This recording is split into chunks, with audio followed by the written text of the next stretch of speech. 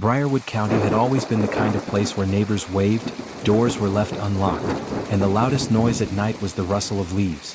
But by 2011, the town's peace shattered when whispers began about strange happenings at Briarwood Medical Center, an old facility on the edge of the county line.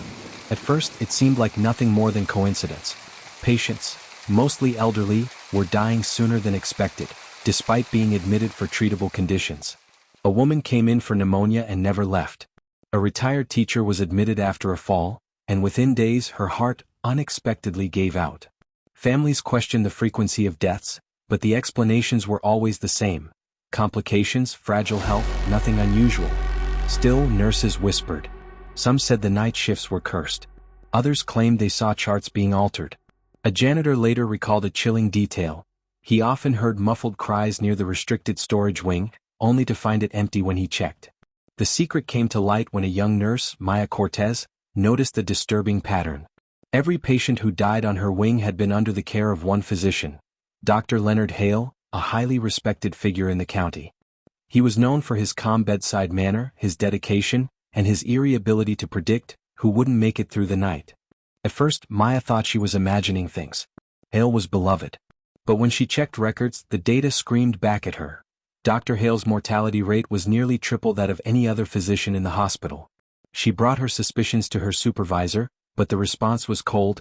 Dr. Hale is the best we have. Don't dig into things you don't understand. That should have been the end of it. But then Maya's own grandmother was admitted for a minor stroke, and placed under Dr. Hale's care. Terrified, Maya refused to leave her grandmother's side. For the first 2 nights, everything was normal. On the third, she pretended to leave but slipped back into the hallway after midnight. What she saw would haunt her forever. Dr. Hale entered her grandmother's room, syringe in hand.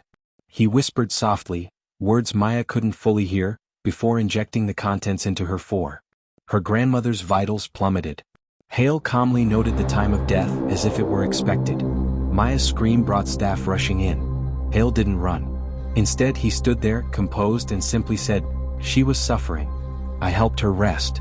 When the police investigated, the town was torn. Some defended Hale, saying he was performing mercy killings. Others wanted him charged with murder. But deeper investigation revealed something darker. Hale had never been motivated by compassion. Hidden among his belongings were journals, detailed logs of his patients' deaths, written with chilling detachment. He wasn't ending suffering. He was experimenting. Timing doses, recording how long the body took to fail, adjusting variables like a scientist testing theories. But here's the twist no one saw coming: Hale wasn't the only one involved.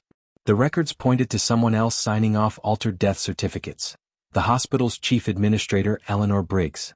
She had been protecting Hale for years, covering up discrepancies, ensuring lawsuits never touched the facility. What? Because every unnecessary death allowed the hospital to bill Medicare and insurance for maximum care right up until the final breath. It wasn't mercy. It was profit. The county watched in horror as the case unraveled. Hale was sentenced to life without parole, but the betrayal cut deeper with Eleanor's trial. Families realized their loved ones had been reduced to numbers on a balance sheet, pawns in a twisted game of medicine and money. Maya never recovered from that night. She left nursing, unable to walk hospital halls again.